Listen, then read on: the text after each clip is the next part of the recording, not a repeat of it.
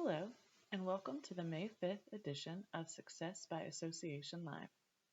This issue is sponsored by Cabarrus County Convention and Visitors Bureau. We thank them for their steadfast support of AENC. Today's article is written by Linda Stinson and is reprinted with permission. The article is titled, On a Scale of 1 to 10, How Would You Rate Your Coaching Skills Right Now? This may seem like an odd question to ask from someone like myself who is a business coach, facilitator, and speaker. There is a very good reason for that. During the unprecedented time we have gone through and continue to go through, much has changed. We've all had the opportunity to reflect on our lives, both personal and professional, and perhaps adjust the way we act and react. In the business world, interactions with colleagues have changed and presented us with new challenges. According to recent research, most leaders are asking for more personalized and objective development experiences. They want to better understand their strengths and grow their leadership skills.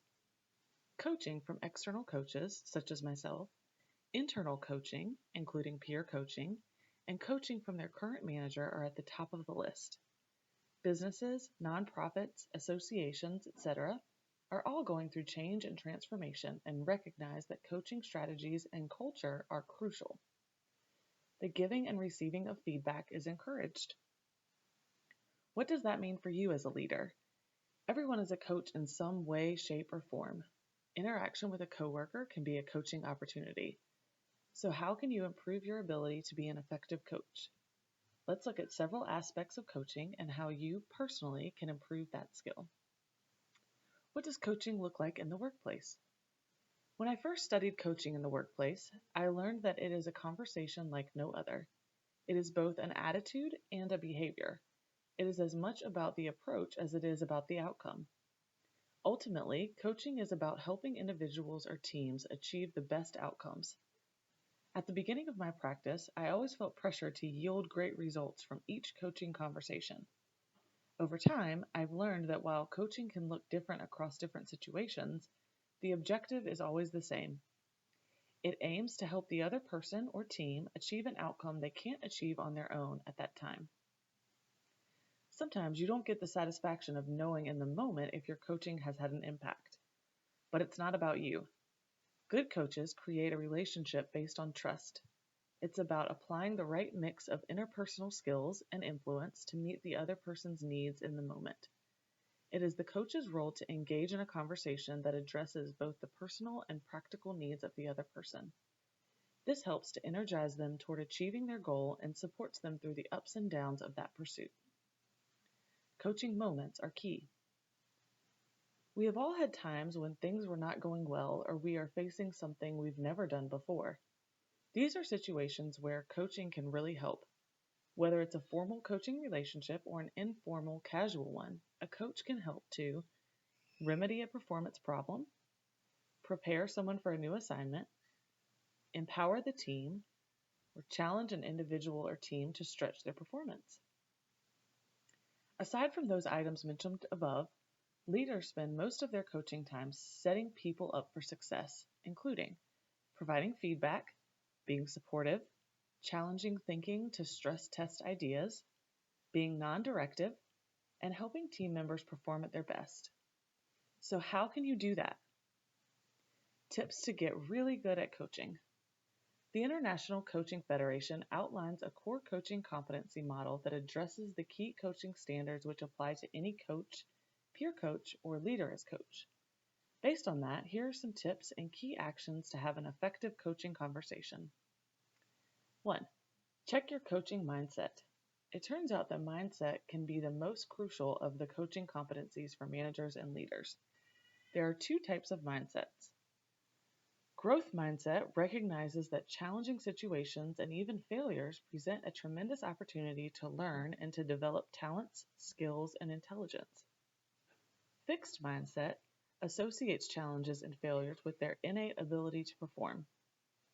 Success and failure is a reflection of how smart or skilled people are. Imagine if you approach a person with a fixed mindset. You believe they are incapable of undertaking an ambitious task or unlikely to change their behavior. Check your attitude and beliefs about the person and their context to boost the chances of a successful coaching session. 2. Consider personal and practical needs. A coaching conversation needs to address how the person is feeling about their situation, personal need, and the goal that needs to be accomplished, practical need. Help the person explore and get crystal clear on the challenge or opportunity in hand. Then clarify why this is important for them so the goal has meaning and momentum. 3. Learn authentic listening. Hear the story, emotion, and intent. This requires 3 levels of hearing so that you can adjust your response. For content, hearing what the person is saying for the facts conveyed. For emotion, listening for the person's underlying feelings. For intent, focusing on the underlying meaning of what the person is saying. If you can accomplish these 3 things, the other person would feel heard, respected, and understood. The conversation would then focus in on the real personal and practical needs rather than the superficial ones. 4. Balance seeking and telling. A common myth is that coaching is all about asking powerful questions. If that were true, coaches would not be able to share their feedback, observations, thoughts, or feelings. Sharing these can build awareness and trust, provoke insights, or develop ideas for moving forward. When asking is done in the right way, it can be helpful in building trust quickly. Seeking more and telling less is a best practice. The balance to a great question is a great insight, observation, or piece of feedback. Not all of your conversations will be coaching opportunities. Learn to recognize those that are and incorporate these hints into those conversations. Harness the power of emotional intelligence and view people in a more positive light, which enables and respects the individual. When you overlay this with a conscious effort to balance seeking, asking powerful questions, and telling, sharing observations, feedback, and insights, you encourage colleagues to think through situations on their own. This approach also makes it easier to gain their buy-in and commitment to a better way moving forward. That concludes the article. We hope you have a great day.